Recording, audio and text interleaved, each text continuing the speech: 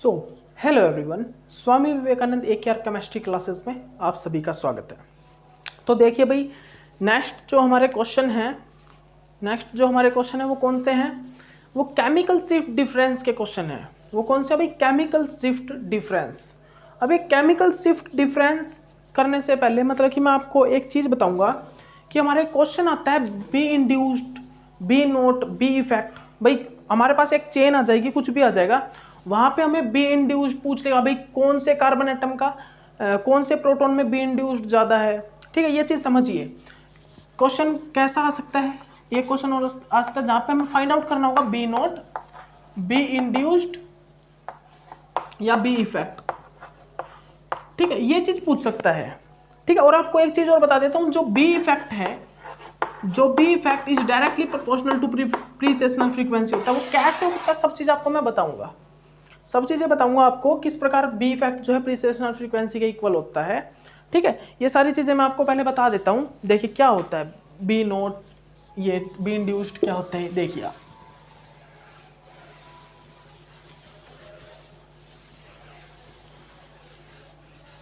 तो देखिए सबसे पहले तो एक चीज़ देखिए, आप सभी को एक चीज़ पता है। क्या पता है वो चीज़ ये है कि precessional frequency magnetic field B naught के इक्वल मतलब कि डायरेक्टली प्रोपोर्शनल होता है। क्यों? जितना ज़्यादा हम हमारी न्यूक्लियाई को, ये हमारा न्यूक्लियाई है एक, और हमको जितना ज़्यादा हम इसको जितना ज़्यादा बी नोट देंगे ना, इसका जो प्रीसेशनल फ्रीक्वेंसी है उतना ही ज़्यादा घूमेगा ये। मतलब जितना ज़्यादा बी नोट देंगे, मतलब आपको पता है अगर हम कहीं से किसी को मैग्नेटिक फील्ड देते हैं, अगर दो सिक्के हैं ऐसे चिपके हुए, आप देखना कभी मैग्नेटिक फील्ड का इफेक्ट, आप चुंबक लगाना नीचे से और यहाँ पर एक सिक्का गोल एक सर्कुलर मेथड में डाल लेना आप कहीं पे, और चुंबक को ऐसे घुमाना, वो सिक्का जो होगा वो सिक्का जो होता है हमारा रुपए, ठीक है, वो ऐसे घूमना स्टार्ट हो जाएगा। तो क्योंकि हम उसको मैग्नेटिक फील्ड अप्लाई कर रहे हैं। उसी प्रकार जब न्यूक्लियाई पे हम एक्सटर्नल मैग्नेटिक फील्ड लगाते हैं ना, तो न्यूक्लियाई अपनी ही स्पिन पे घूमना स्टार्ट कर देती है, ऐसे घूमना स्टार्ट कर देती है। मतलब कि जितना ज़्यादा मैग्नेटिक फील्ड अप्लाई करेंगे उतना ही ज़्यादा प्रीसेशनल फ्रीक्वेंसी होगा। ठीक है, तो अब हमें ये भी देखना होगा कि न्यूक्लियाई पे अलाइन, एक तो होता है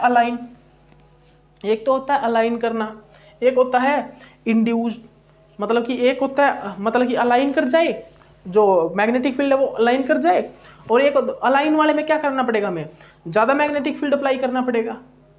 समझना इस चीज़ को, एक मिनट रुकना, इस चीज़ को समझना एक मिनट, मैं बताता हूँ आपको। अलाइन वाले में या जो डायमैग्नेटिक नेचर शो करें, कहाँ पर हम ज़्यादा मैग्नेटिक फील्ड अप्लाई करना पड़ेगा हमें, ये चीज़ समझ लो।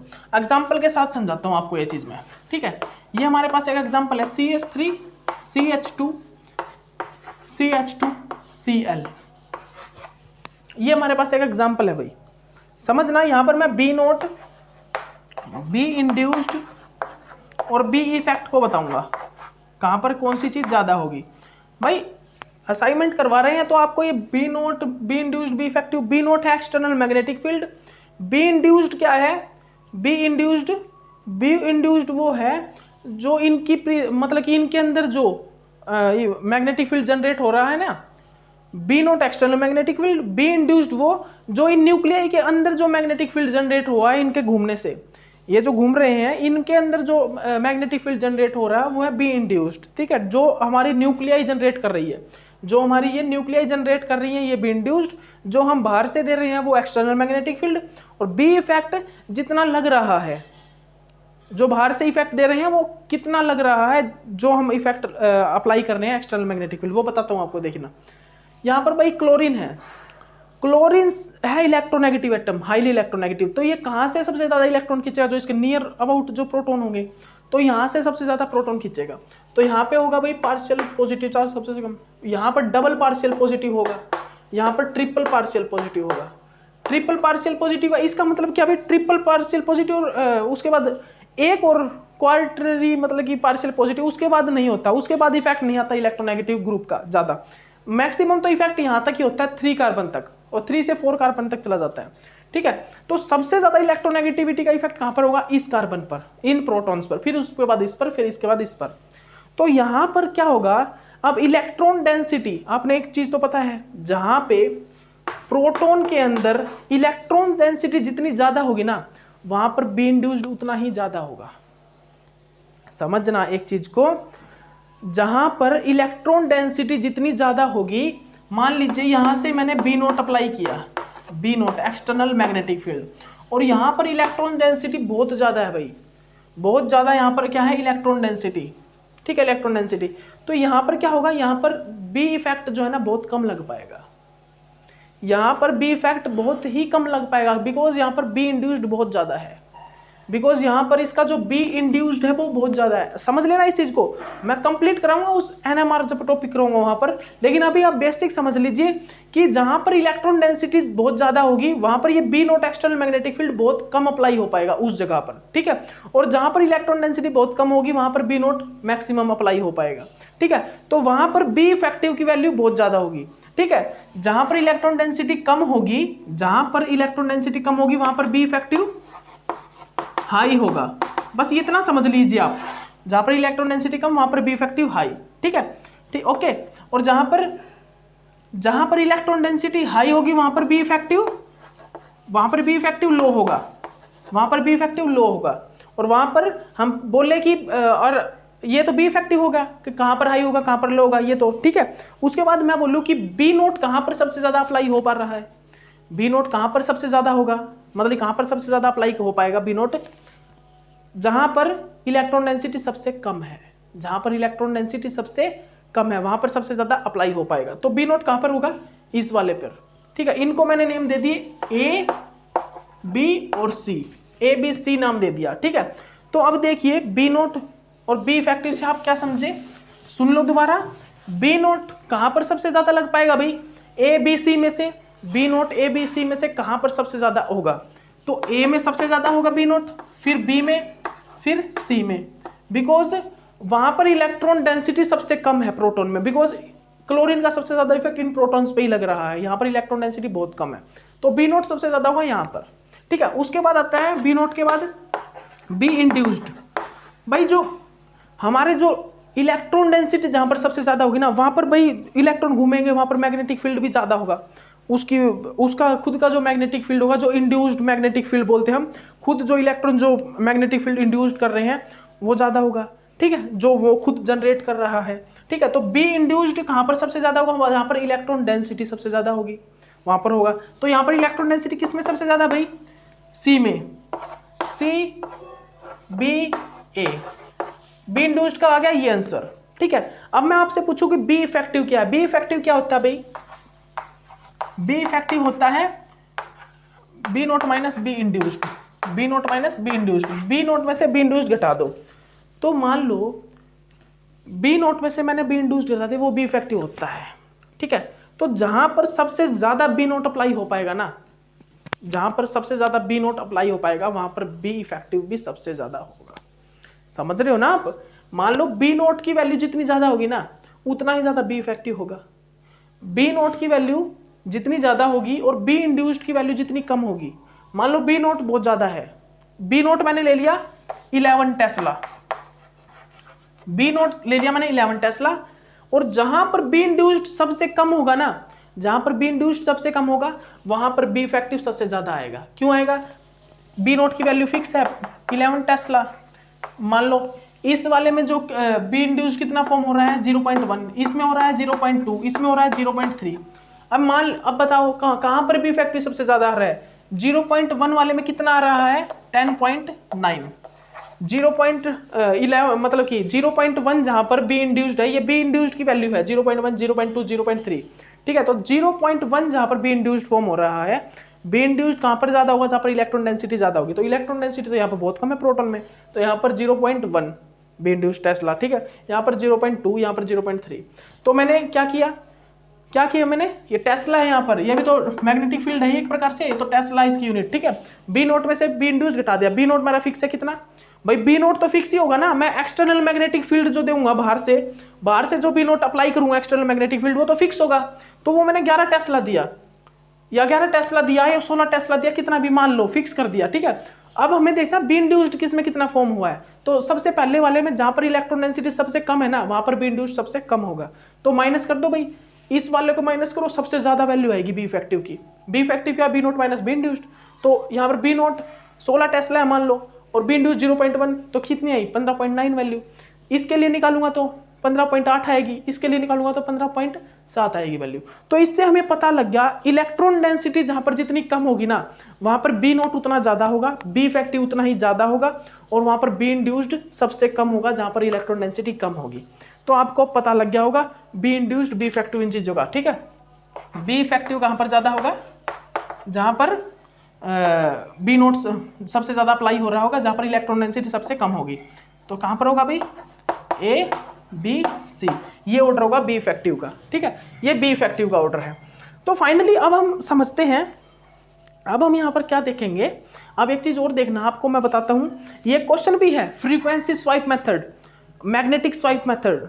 ये फ्रीक्वेंसी स्वाइप और मैग्नेटिक स्वाइप क्या होता है, जहां पर हम फ्रीक्वेंसी को चेंज करें ना, जहां पर हम फ्रीक्वेंसी को चेंज करें वो तो होता है फ्रीक्वेंसी स्वाइप मेथड, और जहां पर मैग्नेटिक फील्ड को चेंज करें वहां पर वो मैग्नेटिक स्वाइप मेथड होता है। ये सारे मैं आपको कराऊंगा, लेकिन अभी आपको क्वेश्चन करने तो क्वेश्चन के हिसाब से समझिए, ठीक है। असाइनमेंट सॉल्यूशन कर रहे हैं, ये जब मैं एनएमआर कराऊंगा ना सब कुछ कराऊंगा, सब कुछ।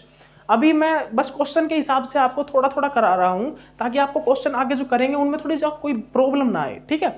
ओके, तो अब देखिए, हो गया भाई इतना, ये कर लिया होगा, आपको आ गया होगा। अब मैंने एक चीज बताया आपको, प्रीसेशनल फ्रीक्वेंसी बी इफेक्टिव के क्या होगी, डायरेक्टली प्रोपोर्शनल होगी, बिकॉज जहां पर जितना ज्यादा एक्सटर्नल मैग्नेटिक फील्ड अप्लाई होगा ना जिस न्यूक्लियाई पर, वहां पर उतनी ही ज्यादा वो घूमेगी, उतनी ज्यादा घूम पाएगी, और जहां पर जितना ज्यादा एक्सटर्नल मैग्नेटिक फील्ड कम अप्लाई हो पाएगा ना, वो उतनी कम घूमेगी। समझ में आ रहा है ना आपको, कि जहां पर आपको बी इंड्यूस्ड का मतलब समझ में आया ना, कि बी इंड्यूस्ड वो होता है जब जो एक्सटर्नल मैग्नेटिक फील्ड अप्लाई कर रहे हैं उसके बीच में रुकावट बने। बी इंड्यूस्ड वो होता है वो मैग्नेटिक फील्ड जो एक्सटर्नल मैग्नेटिक फील्ड की बीच में रुकावट बने, कि उसको अप्लाई ना होने दे पूरी तरह। वो इलेक्ट्रॉन डेंसिटी जहां पर ज्यादा होती है वहां पर ज्यादा मतलब कि बी इंड्यूस्ड होता है, ठीक है। ओके, तो B effective is directly proportional to precessional frequency. Why? Because जहां पर इलेक्ट्रॉन डेंसिटी कम होगी ना, वहां पर उतना ही ज्यादा बी नोट अप्लाई हो पाएगा, और जितना ज्यादा बी नोट अप्लाई होता है ना, उतनी ज्यादा वो घूमती है न्यूक्लियाई, और उतनी ज्यादा वो प्रीसेशनल फ्रीक्वेंसी जनरेट करती है, ठीक है। तो जहां पर इलेक्ट्रॉन डेंसिटी सबसे कम, वहां पर बी नोट सबसे ज्यादा, वहां पर बी इफेक्टिव सबसे ज्यादा, बी इफेक्टिव सबसे ज्यादा तो प्रीसेशनल फ्रीक्वेंसी सबसे ज्यादा। इसीलिए अगर मैं आपसे पूछूं precessional frequency directly proportional B effective, मतलब कि हम बता सकते हैं कि प्रीसेशनल फ्रीक्वेंसी का क्या होगा ऑर्डर, यहां पर इनमें प्रीसेशनल फ्रीक्वेंसी सबसे ज्यादा होगी। तो मान लो आपको सिर्फ कुछ नहीं देखना, सबसे ज्यादा इलेक्ट्रोनेगेटिव एटम देखना है, जहां पर इलेक्ट्रॉन डेंसिटी सबसे कम होगी ना, वहां पर प्रीसेशनल फ्रीक्वेंसी सबसे ज्यादा होगी, ठीक है। ओके, तो भाई आपको इस टाइप के क्वेश्चन अब आ जाना चाहिए, इस टाइप के क्वेश्चन अब ये नहीं होना चाहिए कि आप नहीं कर पाओगे, ठीक है। ये क्वेश्चन अब आप कर देना, ठीक है। प्रीसेशनल फ्रीक्वेंसी वाला भी मैंने करवा दिया आपको, precessional frequency is equal to gyromagnetic ratio B naught, ये भी मैंने करवा दिया आपको। मैंने B induce, B naught, B effective, precessional frequency ये भी करना बता दिया, सिग्नल बता दिए। अब हमारा जो नेक्स्ट टॉपिक होगा वो होगा केमिकल शिफ्ट डिफरेंस, ठीक है। समझिए,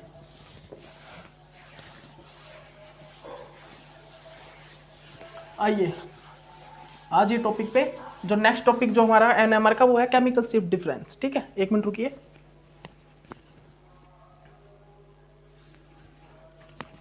चलिए नेक्स्ट टॉपिक क्या भाई, केमिकल शिफ्ट डिफरेंस। अब केमिकल शिफ्ट डिफरेंस में हम क्या देखेंगे, हम क्वेश्चन से स्टार्टिंग करेंगे। भाई केमिकल शिफ्ट डिफरेंस आपको पता तो है ना क्या होता है, केमिकल शिफ्ट डिफरेंस आपको पता तो है ना, यही, ठीक है। यहां से 0 1 2 3 4 5 6 7 8 9 10 11 12, ठीक है। ये 12 तक होती है भाई, कितना होता है, 12 होता है। 1 2 3 4 5 6 7 8 9 10 11 12, तो ये कितने होते हैं भाई, 12 होते हैं यहाँ पर, ठीक है। ओके,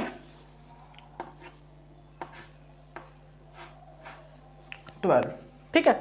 और जो इनके बीच में गैप होता है हर एक के बीच में जो ये रेफरेंस वैल्यू, आपको रेफरेंस वैल्यू पता है ना, ये टीएमएस, ये रेफरेंस, ये क्या होता है रेफरेंस, यहाँ पर टीएमएस होता है, यहाँ पर रेफरेंस जो होता है टीएमएस होता है, याद रखना टीएमएस, रेफरेंस जो होता है वो क्या होता है, टीएमएस होता है, ठीक है। और इंस्ट्रूमेंटल जो प्रोटॉन होता है, जो प्रोटॉन के इंस्ट्रूमेंटल, जो इंस्ट्रूमेंट हम अगर कहाँ पे आ जाए ना इंस्ट्रूमेंटल प्रोटॉन, तो समझ लेना वो कौन से प्रोटॉन है, वो प्रोटॉन है किसके, टीएमएस के प्रोटॉन। और उनकी जो केमिकल शिफ्ट, जो फर्स्ट केमिकल शिफ्ट आती है, मतलब कि उस जो प्रोटॉन के, सॉरी, जो रेफरेंस वैल्यू जो होती है ना वो होती है 0। टीएमएस की जो H1NMR में जो वैल्यू आती है वो होती है 0, ठीक है। टीएमएस क्यों 0 पे आता है आपको सभी को पता है भाई, ये क्यों, क्योंकि वहां पर सभी के सभी प्रोटॉन इक्विवेलेंट नेचर के होते हैं, 12 के 12 प्रोटॉन टीएमएस में, ट्राईमिथाइल सिलेन, ठीक है, ट्राईमिथाइल सिलेन, वहां पे सभी के सभी 12 के 12 प्रोटॉन इक्विवेलेंट नेचर के होते हैं, जिसके कारण वहां पर जो टीएमएस की वैल्यू आती है वो 0 आती है। इसको हम क्या कर सकते हैं, एक प्रकार से इसको हम किसी भी चीज के लिए रेफरेंस में यूज कर सकते हैं। एनएमआर में हम जो टीएमएस है उसको रेफरेंस पे यूज कर सकते हैं, बिकॉज जितने भी अलग प्रोटॉन होंगे ना, जो कोई भी प्रोटॉन होंगे उनकी वैल्यू ना इससे इस साइड ही आएगी या इससे इस साइड आएगी, या तो पॉजिटिव में आएगी या वैल्यू नेगेटिव में आएगी। TMS is a reference value, because हम टीएमएस के कंपैरिजन में किसी भी प्रोटॉन के इन्वायरमेंट का मतलब की वैल्यू निकाल सकते हैं।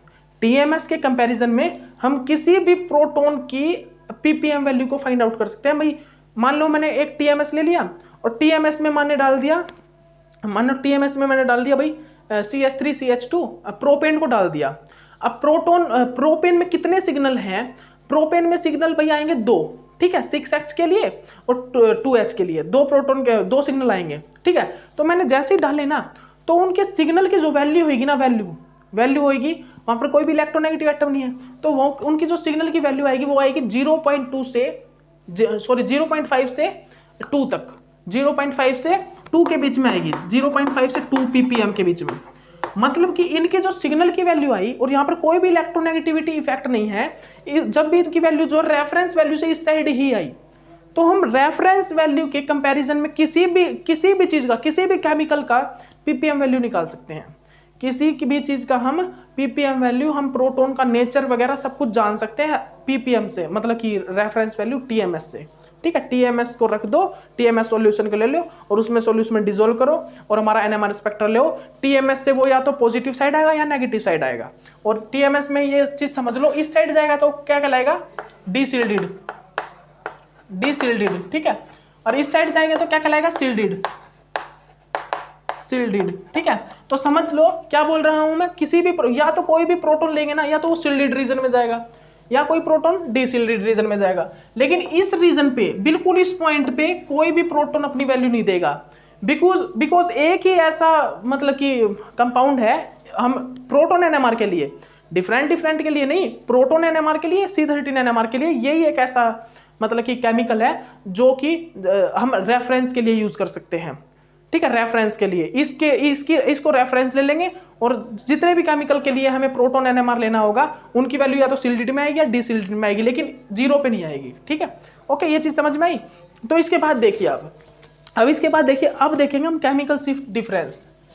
अब हम केमिकल शिफ्ट डिफरेंस के कुछ क्वेश्चंस देखेंगे, जैसे कि ये है भाई, ये हमारे पास 3 सिग्नल आ गए, 3 सिग्नल, हमने 3 सिग्नल में भाई हमें क्वेश्चंस में कुछ भी दे देगा, भाई हमारा एक सिग्नल यहां पर है, ठीक है, इतने पीपीएम पर, मतलब एक सिग्नल इतना है, इतने मेगाहर्ट्ज पर हमारा एक सिग्नल यहां पर आया, तो सेकंड सिग्नल कहां पर आएगा, इस टाइप से हमारे क्वेश्चन आएंगे। तो क्वेश्चन लिखिए, जल्दी लिखिए, जल्दी अपने क्वेश्चंस फाइंड आउट कीजिए,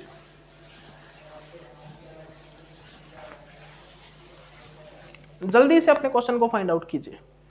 हम लिखवाते हैं क्वेश्चंस, लिखिए, क्वेश्चन लिखिए। क्वेश्चन क्या है भाई, एंड फर्स्ट क्वेश्चन है भाई केमिकल शिफ्ट डिफरेंस का, फर्स्ट क्वेश्चन है केमिकल शिफ्ट डिफरेंस का, ये ठीक है, पीछे मैंने बहुत क्वेश्चन करवा दिया आपको। एन ऑर्गेनिक कंपाउंड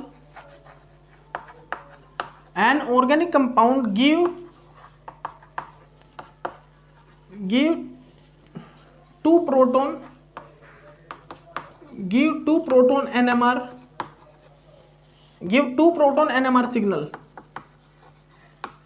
जो हमारा ऑर्गेनिक कंपाउंड है वो क्या देता है भाई, 2 प्रोटॉन NMR सिग्नल देता है एट 3.5 ppm पर और 6.2 ppm पर, ठीक है। Using A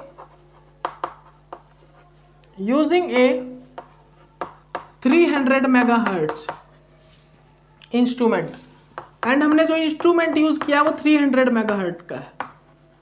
using a 300 megahertz instrument 6.2 ppm, using 6.2 ppm using a 300 megahertz. एक मिनट गलत लिखवा दी, वापिस वही लाइन लिखवानी स्टेट कर दी, सॉरी भाई सॉरी। एंड इंस्ट्रूमेंट, उसके बाद देखिए कैलकुलेट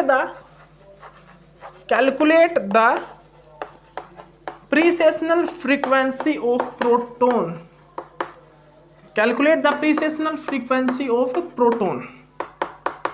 हमें कैलकुलेट करना है क्या, प्रीसेशनल फ्रीक्वेंसी ऑफ प्रोटोन को। तो भी क्वेश्चन में क्या लिख रखा है, सबसे पहले देख लीजिए, आप सुन लीजिए। An organic compound give 2 proton NMR signal, ये बोल रहा है एक ऑर्गेनिक कंपाउंड है जो कि 2 NMR सिग्नल दे रहा है।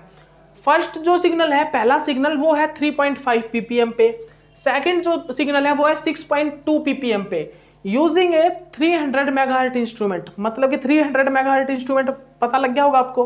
अगर मैं बोलूँ 500 मेगाहर्ट्ज इंस्ट्रूमेंट तो आप समझ लेना जो 0 से, यहाँ 0 से और 1 के बीच में जो गैप है ना, ये कितना है 500।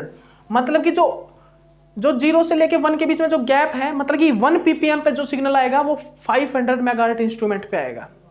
मतलब कि अगर मैं 500 मेगाहर्ट्ज इंस्ट्रूमेंट बोल रहा हूँ, मतलब कि ये 0 से 1 के बीच में अगर हमें एक सिग्नल लेना है तो हमें यहाँ पर कितना गैप होगा, यहाँ पर कितना ppm, वो ppm नहीं सॉरी फ्रीक्वेंसी जो हम मैग्नेटिक हर्ट्ज यूज करेंगे तो वो कितना लेना पड़ेगा, कितने हर्ट्ज का लेना पड़ेगा, मैग्नेटिक हर्ट्ज मतलब कि एक्सटर्नल मैग्नेटिक फील्ड कितने हर्ट्ज का, वो लेना पड़ेगा 500 मेगाहर्ट्ज का, ठीक है इंस्ट्रूमेंट, ठीक है 500 मेगाहर्ट्ज। अगर यहाँ पर 300 मेगाहर्ट्ज इंस्ट्रूमेंट बोल रहा हूँ, मतलब कि बात क्या है भाई, बात क्या है भाई, यहाँ पर जो प्रोटॉन की प्रीसेशनल फ्रीक्वेंसी है, जो यहाँ पर प्रोटॉन की प्रीसेशनल फ्रीक्वेंसी है वो कितनी है, 300 है।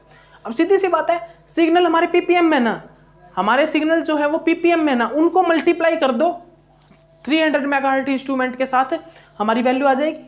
मैं क्या बोल रहा हूँ, या 500 बोला है, अगर 500 बोला है तो 0 से लेके जो 1 के बीच में गैप होगा वो होगा 500 मेगाहर्ट्ज। मतलब कि फर्स्ट जो सिग्नल लेके आना है वो आएगा कितने मेगाहर्ट्ज पर, 500 मेगाहर्ट्ज पर, और जो सेकंड सिग्नल लेके आना है वो कितने पे आएगा, वो कितनी प्रीसेशनल फ्रीक्वेंसी होगी सेकंड के लिए, 1000 मेगाहर्ट्ज। तो यहाँ पर हमने यूज कितने किया, 300 मेगाहर्ट्ज।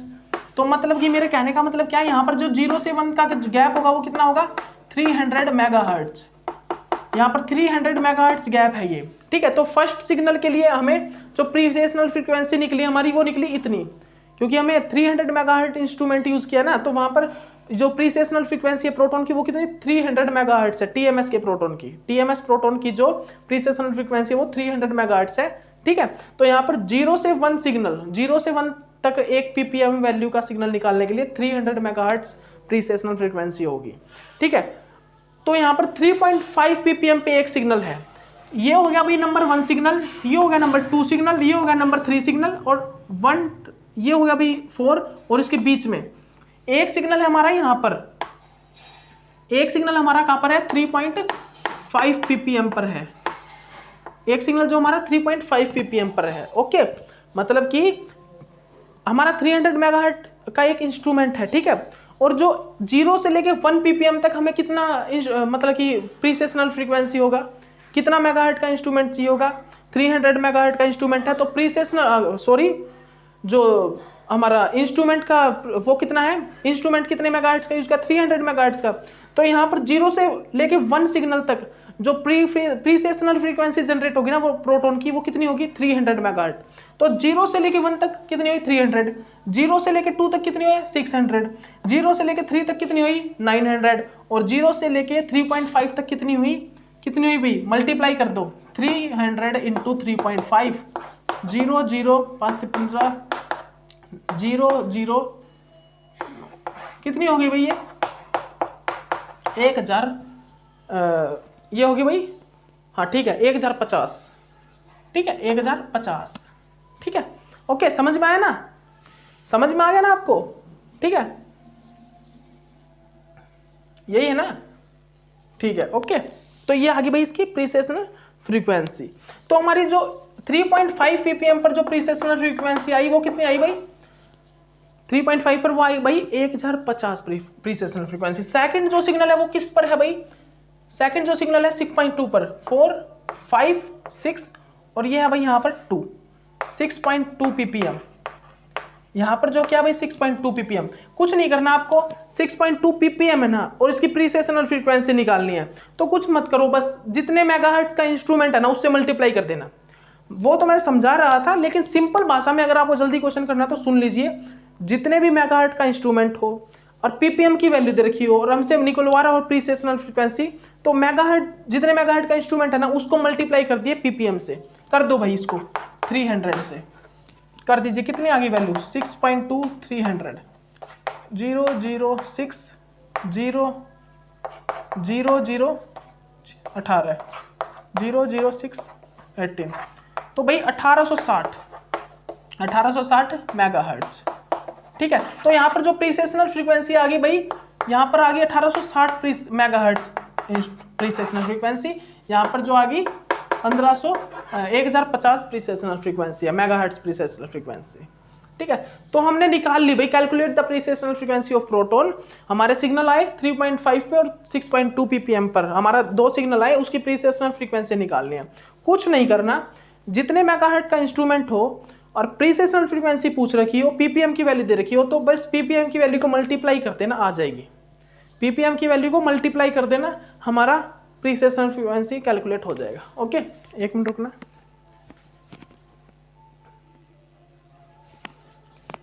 ठीक है भाई, ओके तो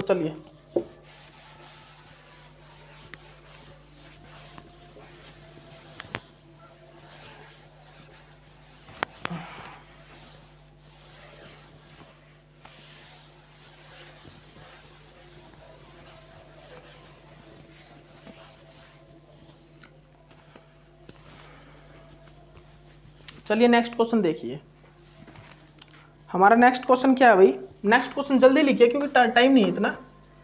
नेक्स्ट क्वेश्चन क्या है भाई, नेक्स्ट क्वेश्चन है भाई the precessional frequency of two non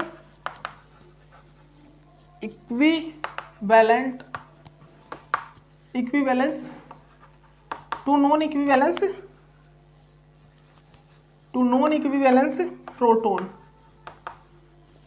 proton are 15 hertz and 1850 hertz greater than TMS proton, greater than TMS proton at 500 megahertz instrument. 500 megahertz instrument, 500 megahertz का हमारे पास एक इंस्ट्रूमेंट है। Find the shift in ppm, find the shift in ppm both the same, find the shift in ppm both the same। अब question का मतलब समझिए, एक बार समझिए, देखिए क्वेश्चन क्या बोल रहा है। ये भाई एक चीज तो तुम समझ गए होगे, जो 500 मेगाहर्ट्ज का इंस्ट्रूमेंट है, मतलब कि जो टीएमएस के प्रोटॉन है ना, टीएमएस के प्रोटॉन, वो उसकी प्रीसेशनल फ्रीक्वेंसी क्या है 500 मेगाहर्ट्ज पर है। मतलब कि जो फर्स्ट सिग्नल देंगे ना, अपना पहला सिग्नल, किसी भी चीज का पहला सिग्नल जो आएगा वो 500 मेगाहर्ट्ज पर आएगा, ठीक है। जो 0 से लेकर 1 का जो गैप होगा वो कितना होगा 500 मेगाहर्ट्ज होगा, ठीक है। बिकॉज प्रोटॉन के जो इंस्ट्रूमेंटल जो हमारे टीएमएस प्रोटॉन है उनकी प्रीसेशनल फ्रीक्वेंसी 500 मेगाहर्ट्ज है, ठीक है, बिकॉज हमने 500 मेगाहर्ट्ज का इंस्ट्रूमेंट यूज़ किया, तो 0 से लेकर 1 के बीच में जो गैप होगा ना वो 500 मेगाहर्ट्ज का होगा, ये चीज़ समझ लेना, ठीक है, प्रीसेशनल फ्रीक्वेंसी का। ओके, तो the precessional frequency of two non equivalence proton, जो प्रीसेशनल फ्रीक्वेंसी है टू नॉन इक्विवेलेंस प्रोटॉन की, और आर वो कितने है भाई, वो प्रीसेशनल फ्रीक्वेंसी है भाई 1500 हर्ट्ज एंड 1850 हर्ट्ज। ये चीज़ भी बताऊंगा भाई, हर्ट्ज को मेगाहर्ट्ज में कैसे चेंज करते हैं, ये चीज़ बता दूंगा मैं आपको, ठीक है। सिर्फ कुछ नहीं, 10⁻⁶ से मल्टीप्लाई करना होता है, ठीक से 10⁻, वो चीज़ बताऊंगा मैं आपको, आगे क्वेश्चंस में आएगी, ठीक है। ओके, क्या है भाई यहाँ पर, proton are 1500 hertz and 1850 hertz greater than TMS proton at 500 megahertz instrument, find the shift in ppm both the same. भाई हमारा TMS प्रोटॉन है, TMS प्रोटॉन है, हमें भाई हमारे दो सिग्नल आए नॉन इक्विवेलेंस के 1500 मेगाहर्ट्ज पर और 1850 मेगाहर्ट्ज पर, लिख लीजिए, बना लीजिए, ठीक है, इतने पर एक जो है प्रोटॉन, और जो 0 से लेके 1 का गैप जो है वो कितना है 500 मेगाहर्ट्ज। क्यों भाई, इंस्ट्रूमेंट कितने का है 500 मेगाहर्ट्ज का है, तो लाइन लिख लीजिए 1 ppm 2 ppm 3 ppm 4 ppm 5 ppm और ये 6 ppm, मैंने 6 तक लगा लिया भाई, ठीक है। और यहाँ पर देखिए जो फर्स्ट सिग्नल है वो है मेरा 1500 मेगाहर्ट्ज पर, ठीक है, तो 500 500 500 500 500 500 कितने होंगे भाई 1500 मेगाहर्ट्ज। तो पहला जो सिग्नल आएगा ना, मेरा पहला सिग्नल वो आएगा 3 ppm पर, फर्स्ट जो सिग्नल आएगा वो आएगा मेरा 3 ppm पर, ठीक है, क्योंकि मैंने क्या डायरेक्ट कुछ नहीं मत करो, 1500 मेगाहर्ट्ज है ना, जो 1500 हर्ट्ज को तुम क्या करो भाई 500 मेगाहर्ट्ज से डिवाइड कर दो, 500 हर्ट्ज से कुछ नहीं करना, सिर्फ डिवाइड करना है, ठीक है। तो हमारी जो वैल्यू आएगी भाई वो आ जाएगी हमारी, ठीक है, कुछ भी नहीं करना, सिर्फ आपको डिवाइड करना है, ठीक है।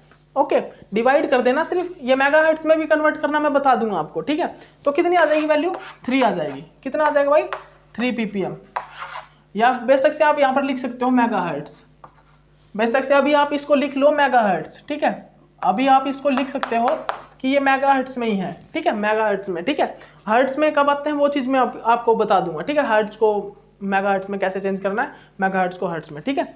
ओके, तो सबसे फर्स्ट आएगा भाई हमारा कितने पर 3 ppm पर, अभी सेकंड है 1850 पे, डिवाइड कर दो 500 से इसको भी, कितनी आ गई वैल्यू, कितनी आ गई 3.7, तो सेकंड जो आएगा ना वो 3.7 पे आएगा, मतलब कि 3 ppm यहाँ पर है, 3.7 यहाँ पर आएगा, मतलब कि जो सेकंड ppm की वैल्यू आएगी वो 3.7 ppm पे आएगी, यहाँ पर आ गई। तो फाइंड आउट हो गई भाई, हमने फाइंड आउट कर लिया ppm क्यों, बोथ इन द सेम, मतलब कि हमने दोनों जो प्रोटॉन है उनकी जो सिग्नल वैल्यू आई थी, प्रीसेशनल फ्रीक्वेंसी जो थी दोनों प्रोटॉन की, उनको हमने ppm में कन्वर्ट कर दिया, कुछ नहीं करना। जो अगर प्रीसेशनल फ्रीक्वेंसी की वैल्यू दे रखी हो ना मेगाहर्ट्ज में, उनको इंस्ट्रूमेंट वाली जो वैल्यू है उससे डिवाइड कर देना, ppm में कन्वर्ट हो जाएगा। अगर ppm दे रखा है और इंस्ट्रूमेंट की वैल्यू दे रखी है और प्रीसेशनल फ्रीक्वेंसी पूछ रखा है तो मल्टीप्लाई कर दो ppm और प्रीसेशनल फ्रीक्वेंसी इंस्ट्रूमेंट वाली को। और अगर हमें प्रीसेशनल फ्रीक्वेंसी दे रखी है, इंस्ट्रूमेंट की वैल्यू दे रखी है और ppm पूछ रखा है, तो कुछ नहीं करना भाई, प्रीसेशनल फ्रीक्वेंसी से इंस्ट्रूमेंट वाली वैल्यू को डिवाइड कर दो, ppm आ जाएगी, ठीक है। तो ये 2 टाइप के क्वेश्चन मैंने आपको करवा दिए हैं, ठीक है। तो चलिए ठीक है, हो गया भाई, टाइम हो गया। तो मैंने आपको 2 टाइप के क्वेश्चन करवा दिए हैं, और नेक्स्ट में आपको ये भी और करवाता हूँ केमिकल शिफ्ट डिफरेंस के क्वेश्चन, ठीक है। तो चलिए इस लेक्चर के लिए इतना ही बहुत है, ओके, चलिए ठीक है, बाय।